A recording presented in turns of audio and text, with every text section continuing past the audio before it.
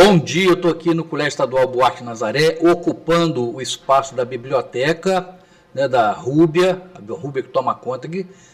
Obrigado, Rúbia, mais uma vez. Prazer. Com a professora Sandra, que é a professora de matemática, né, da escola aqui, está no primeiro e no segundo ano, isso? Primeiro, segundo e terceiro ano. Primeiro, segundo e terceiro ano. Já é uma figura antiga no colégio e ela vai se apresentar, vai dar a ficha técnica dela para a gente. Fica à vontade, Sandra. Meu nome é Sandra, sou professora aqui do Buarque há mais de 20 anos, trabalhando com a disciplina de matemática e tecnologias, né? E atualmente estou fazendo mestrado em ensino pela Universidade Federal Fluminense. Muito bem. Qual a sua formação? O que você fez na vida? Você tem 202 empregos igual os outros professores aí? Como é que funciona a sua...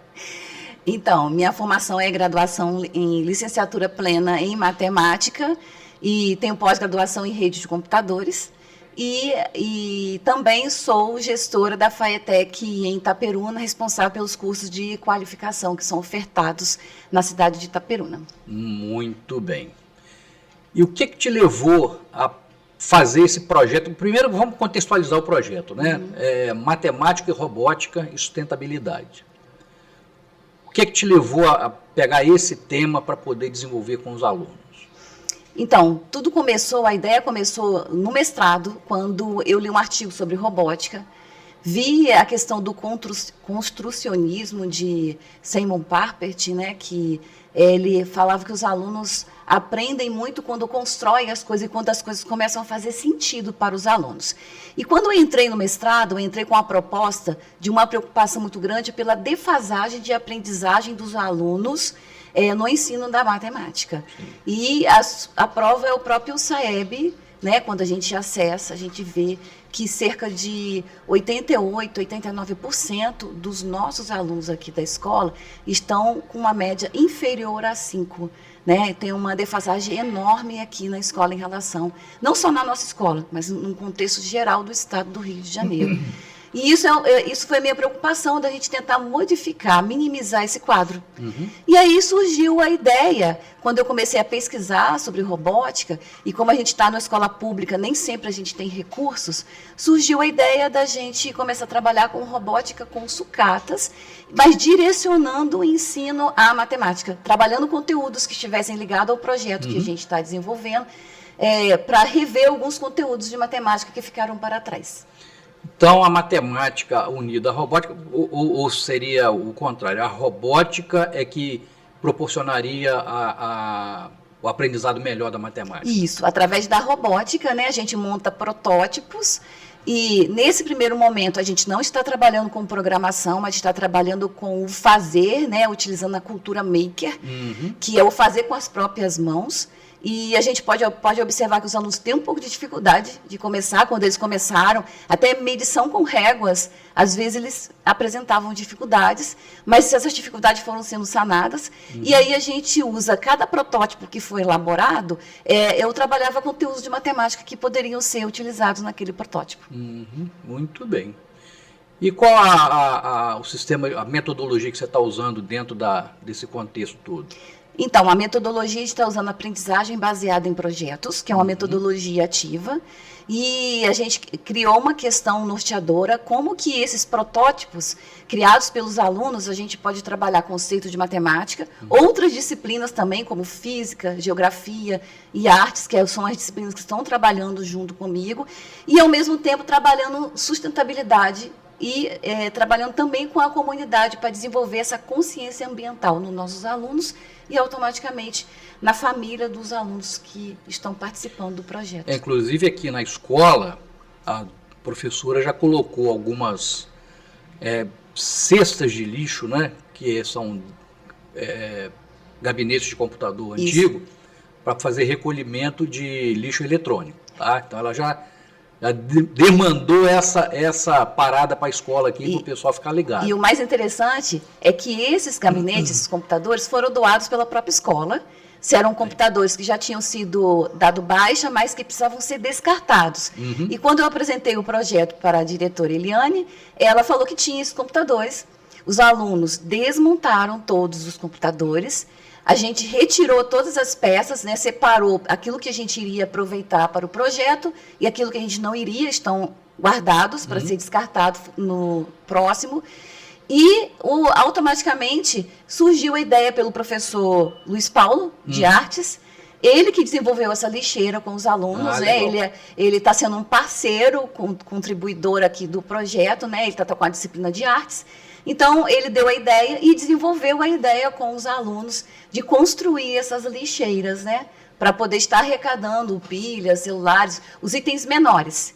E tem um outro objeto ali embaixo, né? Tipo uma caçamba, que a gente está recolhendo os lixos maiores, né? Só fazendo um jabá aqui, professor Luiz Paulo, conhecido por Pacote. Isso. Ele já tem um podcast com a gente aqui no Caderno de Respostas. Esqueci de falar, o nosso podcast chama-se Caderno de Respostas. Pode perguntar aqui que a gente também responde. Então, esse projeto ele tem sequência para segundo ano, terceiro ano, ou ele fica só no primeiro ano aqui? Não, ele vai ter sequência. Né? O nosso intuito é o ano que vem já começar a trabalhar com programação, começar a introduzir isso, começar a introduzir o Arduino também, né? No segundo ano. E continuar com o primeiro ano. Essa foi a proposta que a diretora Eliane me fez, da gente continuar com o primeiro ano e partir para o segundo ano também, já desenvolvendo um pouco mais com esses alunos que começaram o projeto esse ano. Dentro do que você já colocou, né, a dificuldade dos alunos, o que mais foi difícil de lidar nesse início de projeto? No início, vou colocar primeiro para mim. A minha maior preocupação era o número de alunos, que a gente começou uma turma com 35 alunos, e o manuseio das ferramentas com esses alunos, porque algumas ferramentas podem causar se mal manuseadas, né, elas podem causar algum certo tipo de acidente. Mas, para minha surpresa, os alunos gostaram tanto que eu não tive problema de indisciplina durante as aulas de robótica, né? Eles ficaram atentos quanto ao manuseio das ferramentas. A escola também comprou ferramentas que são mais fáceis de usar e que correm menos risco, né? Por exemplo, os estiletes, aqueles estiletes de segurança que não tem ponta. Então, a gente também se preocupou com todo esse cuidado. Mas essa foi uma preocupação muito grande inicial. Mas, conforme foi desenvolvendo o projeto, os alunos demonstraram que estavam muito interessados e não tive problemas em relação a isso, né? Eu não sei se eu cheguei a comentar logo no início, a professora Sandra inscreveu o projeto dela naquele projeto LED das organizações Globo, né, que é Luz na Educação, e o projeto dela está para a segunda etapa, né? Como é que foi receber essa notícia, assim, porque parece que a gente inscreve, mas acha que não vai conseguir e tal, e aí? E aí foi uma grande surpresa, fiquei muito emocionada. Ai, que bom. Quando eu recebi o e-mail, inclusive foi na véspera do meu aniversário, eu falei, foi um presente. Que presentaço, hein? Eu escrevi achando, porque foram mais de 2.000 projetos inscritos. E quando eu recebi o e-mail falando que o projeto ficou entre os 80 melhores do Brasil, eu me senti muito honrada, né? Feliz de estar participando desse projeto. E assim, deu uma esperança, sabe? Porque de saber que o que a gente está construindo é algo que pode transformar a vida desses adolescentes, né? Eu vejo que tem alguns que desenvolveram nele aquela questão de querer continuar, de querer aprender mais sobre tecnologia, sobre computadores. Uns já chegaram para mim perguntando se a gente vai trabalhar com programação. Então, assim, está desenvolvendo algo neles. Talvez daqui 1 ou 2 anos a gente consiga descobrir o que realmente ele está desenvolvendo nesses alunos que começaram o projeto esse ano. E esse interesse dos alunos, você acredita...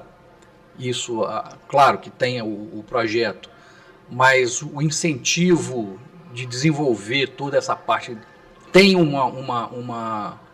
os outros professores também acompanham isso, dão essa força para que eles desenvolvam melhor, consigam chegar onde você pretende com o projeto? Sim, eu tive 3 parcerias muito importantes no decorrer desse projeto, que foi o do Luiz Paulo, né? O Pacote, ele tem sido, assim, uma pessoa muito colaboradora. Tudo que eu solicito, ele está prontamente para ajudar. Também o professor Felipe, de Geografia, porque no segundo trimestre eu precisava de um professor que desse o suporte teórico sobre sustentabilidade, sobre os 3 R's, né? De reutilizar, de reciclar.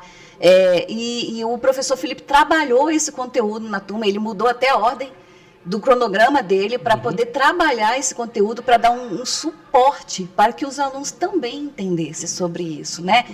E a professora Lourdinha estava trabalhando com física e ela dava porque a robótica está muito ligada à física também, né? E ela acabou dando essa sustentação teórica para os alunos também. E muitas atividades que eu passava para o aluno, eu pedi para que eles recorressem aos professores deles e perguntassem o que o projeto, porque agora, para a feira, cada grupo está construindo um projeto diferente. E aí eu pedi a eles que cada grupo, fiz uma atividade, porque cada grupo visse com os outros professores de qual disciplina a mais eles poderiam falar. Né? Por exemplo, tem um grupo que está construindo uma mão robótica. E aí eu perguntei a elas, que disciplina mais você associa? Aí ela falou assim, é ciências, né? A gente tem o movimento da mão, dos tendões. Eu falei, então você vai procurar a sua professora de biologia. E vai entender melhor sobre isso. Então os professores têm dado apoio. Ai, que bom.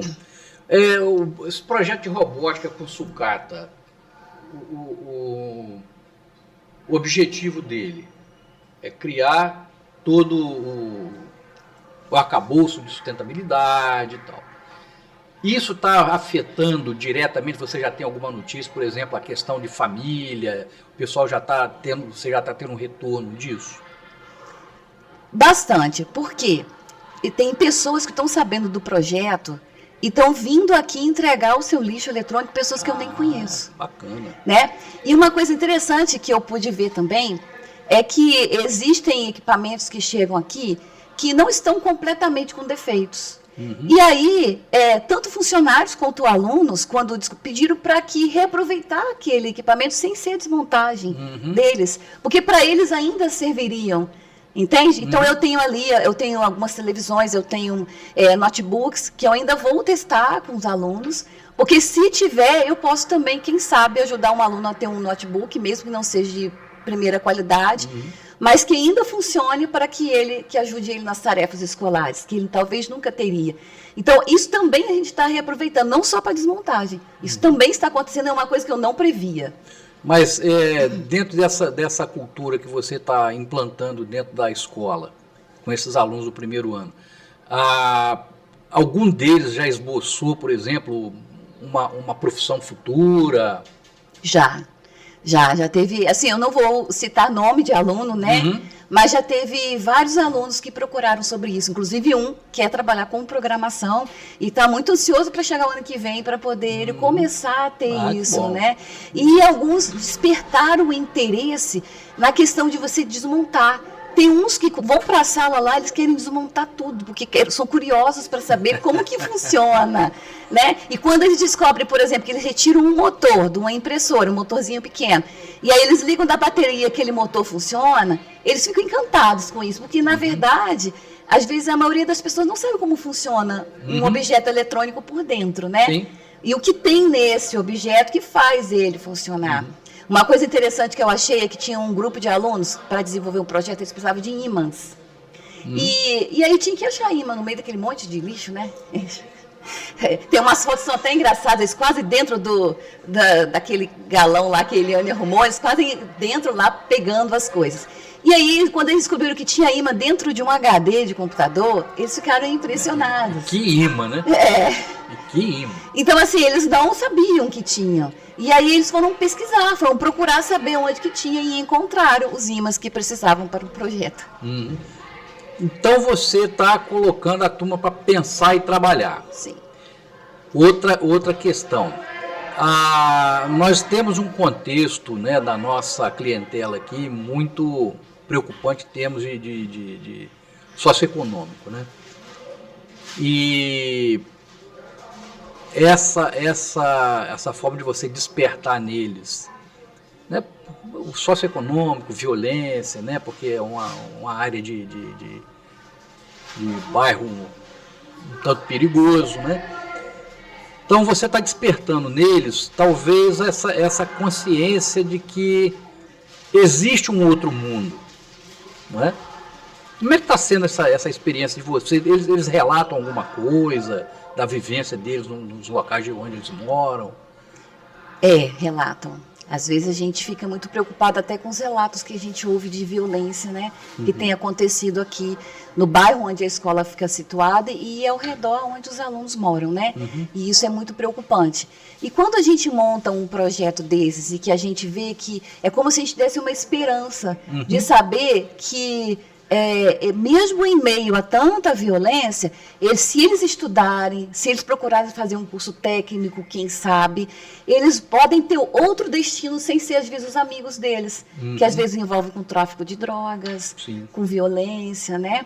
Então, assim, o que a gente acredita é que isso está dando frutos. E que vai dar frutos, porque até pelo que eles relatam e pela curiosidade que eles têm demonstrado. Eles querem que todas as minhas aulas sejam de robótica. Só que eu não posso fazer isso, porque eu também tenho um conteúdo que veio do currículo mínimo que eu preciso de ser trabalhado, né? Então, nem todas as aulas a gente pode trabalhar, mas eles queriam isso. E uma coisa que me chamou a atenção é que no início do ano eu estava com muita infrequência de alunos. Principalmente às sextas-feiras, que eu trabalho quinta e sexta na escola. E aí eu comecei a jogar as aulas de robótica para a sexta. Mas às vezes eu não avisava eles. Então, para que eles nunca perdessem a aula de robótica, eles acabavam vindo sexta, achando que... Então, diminuiu a infrequência pela questão de eu falar assim, minhas aulas de robótica sempre serão na sexta-feira. E aí eles começaram a frequentar, começaram a aumentar o interesse e automaticamente as notas começam a melhorar também quando começa a aumentar a frequência dos alunos. Mas isso foi de modo geral, até o aumento das notas também foi de modo geral. Foi de modo geral. Então está impactando fortemente, dentro da escola e dentro do processo deles mesmo de criatividade, de vivência, de querer participar do... Isso. Eu vi um aluno falando assim, eu não sou muito bom em matemática, mas eu sou bom em robótica. Então eu vou conseguir. E esse depoimento a gente alegra o coração da gente. Né? A revista Meet Review Technology, na sua edição de julho de 2024, tem como tema performance. E tem ali 6 fatores, né? Informações e direcionamento gerencial, recursos, procedimentos e processos, incentivos, conhecimento e habilidade, características pessoais, motivação, isso tudo está incluso no seu pacote no seu projeto. Tá. Né? Como é que isso, você está trabalhando isso aí individualmente? Você pega 2 temas desse e joga para cima deles? Como é que você funciona com isso? Na verdade, isso acontece voluntariamente durante as aulas, começa a acontecer. Por quê? As informações e o direcionamento eu preciso sempre de passar para eles. Antes da gente ir, porque a direção da escola arrumou uma sala específica para a gente trabalhar com robótica. Então eu não uso uma sala de aula convencional. A sala lá, ela é dividida em mesas com 4 a 5 cadeiras por cada mesa. Então eles trabalham em grupos. Então eles já recebem mesmo dentro da sala de aula o direcionamento, né? Como que vai funcionar a sala, o que a gente vai fazer, toda a aula. Então, nesse processo, você já identificou liderança? Já. Né? Quem lidera, quem gerencia? Cada grupo tem um líder responsável pelo seu grupo. E o mais interessante é que eles se ajudam mutuamente. E mesmo quando, uma coisa que eu observei muito acontecer, às vezes um grupo está com uma dificuldade e não está conseguindo fazer funcionar o protótipo, porque os erros acontecem. Mas os erros fazem parte do aprendizado deles. E aí eles chamam aquele que eles veem que tem mais facilidade. Fulano, me ajuda aqui para tentar resolver esse problema. Me ajuda a desmontar isso que eu não estou conseguindo desmontar. Então, eles mesmos, os próprios alunos estão reconhecendo nos outros as habilidades. Teve um grupo que estava construindo um carrinho que era movido a elástico, só que o carrinho não estava tendo atrito suficiente na mesa e ele não estava andando. Aí um aluno saiu do outro grupo e falou assim, professor, eu posso dar uma sugestão para eles? Eu falei, pode. Aí eu fui lá com ele, com o outro grupo, né? E falei assim, ele está querendo dar uma sugestão. Vocês, a gente aceita sim. E aí ele falou assim, vamos colocar um elástico na roda que vai dar um atrito melhor e o carrinho vai andar melhor. E funcionou. Então, assim, você vê eles dando dicas um para o outro. Tem uma ideia e passa a ideia para o outro grupo. Então, tem assim uma colaboração, um engajamento. Né? E não só para o projeto dele, eles estão também sendo engajados como turma. Então, isso eu achei muito interessante. A individualidade morre no momento em que ele precisa da ajuda do outro. E com detalhe, às vezes você vai dar uma sugestão, o cara não gosta, mas nesse caso é diferente, ele está recebendo aquilo ali, pô, legal, obrigado, tal, né? E colocando em prática e viu que funciona. Sim. Uma pergunta, essa questão da liderança, você faz algum tipo de rodízio na liderança nos grupos ou mantém o... Não, esses grupos eles foram alternados durante o projeto, eles não foram os mesmos, sim. Né? Eles foram sendo trocados. Né? Em cada aula eu trocava os grupos para que houvesse uma interação maior entre eles, né? Às vezes com alguma estratégia, porque às vezes a gente sabe que tem algum aluno que não pode sentar muito perto do outro por questão de amizade ou por questão de indisciplina. Então, às vezes, eu trabalhava com os grupos de forma estratégica, né? Montando, mas eu fazia rodízio entre eles. Nesse último projeto que eles estão desenvolvendo agora, que é para a feira, eles estão com grupos fixos.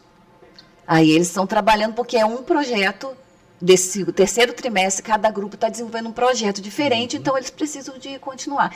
E aí não teve nem assim uma liderança em si, todos estão contribuindo de uma forma específica. É claro que às vezes quando eu preciso referir a um grupo, eu refiro ao grupo de fulano, pelo líder, que aí eles já sabem, né? Dentro da perspectiva do prêmio LED, o que você está esperando? O que o próprio prêmio LED te impulsiona? Me impulsiona a continuar, porque esse prêmio, pelo que eu entendi, ele quer ver o possível aumento do projeto, a replicabilidade desse projeto e em poder crescer dentro da escola e talvez até para fora da escola, né? Então, assim, se a gente conseguir passar nas próximas etapas e conseguir ganhar o prêmio é para o projeto. E aí a gente vai tentar investir, né, nesse projeto para que outros professores também agreguem a isso, né, queiram aprender e trabalhar conosco nesse projeto, porque uma pessoa só não consegue, né? Porque são várias turmas, o bom seria a gente conseguir atingir todas as turmas aqui do colégio, mas para isso a gente vai precisar de outros professores. E para isso a gente precisa de capacitação também, né? Porque essa capacitação eu tenho buscado por minha conta. Tenho feito cursos, né, para poder aprender a trabalhar com robótica, até porque eu não conhecia, né? Mas eu tenho investido em mim mesmo, mas eu sozinha. E aí, quando a gente recebeu, caso a gente receber um prêmio desse, né, a gente vai poder investir na capacitação de outros professores, não só na minha, mas de outros professores também, que, quem sabe até na cidade, né? Vai ser um impacto muito grande, né, dentro da própria cidade, dentro da nossa regional de educação. E, bom, o seu recado, eu vou fazer um agradecimento também à direção da escola, né, que deu esse incentivo, inclusive esse podcast que a gente faz aqui também é um incentivo da direção da escola, né, o equipamento todo, assim como todo o equipamento que a professora Sandra tem para desenvolver o projeto, também a direção da escola se propôs, a Eliane Diniz, que é a nossa diretora, sempre que a gente precisa de alguma coisa, ela está sempre disposta a ajudar. Se ela não puder, ela vai falar também, não posso, né? Mas tudo está correndo de acordo com o que a professora Sandra programou, está dando certo, pelo que vocês viram, está mexendo com a comunidade desses alunos, né? Tanto a escolar quanto a familiar.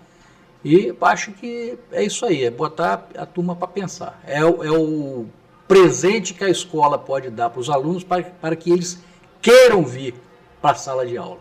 Né? Porque está muito disperso isso hoje, né? Essa falta de um incentivo da escola para que o aluno queira vir para ela, né? É verdade. Inclusive, Luciano, a diretora Eliane, todos os insumos que foram necessários, como as ferramentas, chave de fenda, cola, pistola de cola quente, todo o material que a gente precisou de base, ela providenciou todos.